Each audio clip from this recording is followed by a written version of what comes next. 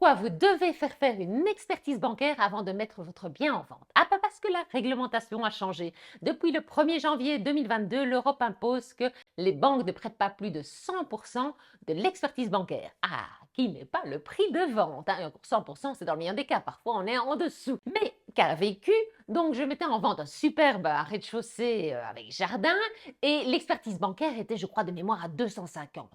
La vendeuse, c'est la vendresse. En immobilier, on ne dit pas vendeuse, on dit vendresse. Et moi, on se dit, bah, on pourrait quand même en avoir plus, ça vaut plus sur le marché. On le met en vente et effectivement, on monte. Et je pressentais bien, au vu des demandes, que j'allais largement dépasser les 250.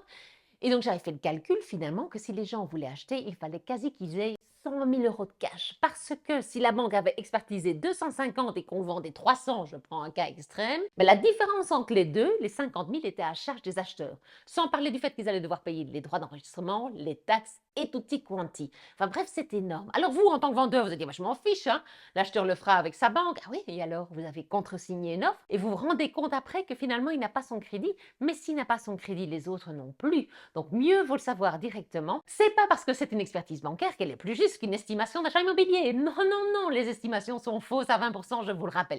Mais elles ont pour mérite d'être à peu près toutes les mêmes, puisque les experts bancaires calculent à peu près tous de la même façon, hein, les mètres carrés, tout ce que je déteste. L'avantage, c'est que si vous avez une expertise bancaire d'une banque, ben, vous pourrez l'avoir certainement valable pour une autre banque. Qui fait ces expertises bancaires? En Belgique, jusqu'à présent, il n'y a pas encore de protection, hein, d'accès à la profession, donc tout le monde peut se dire expert, mais les banques agréent leurs experts.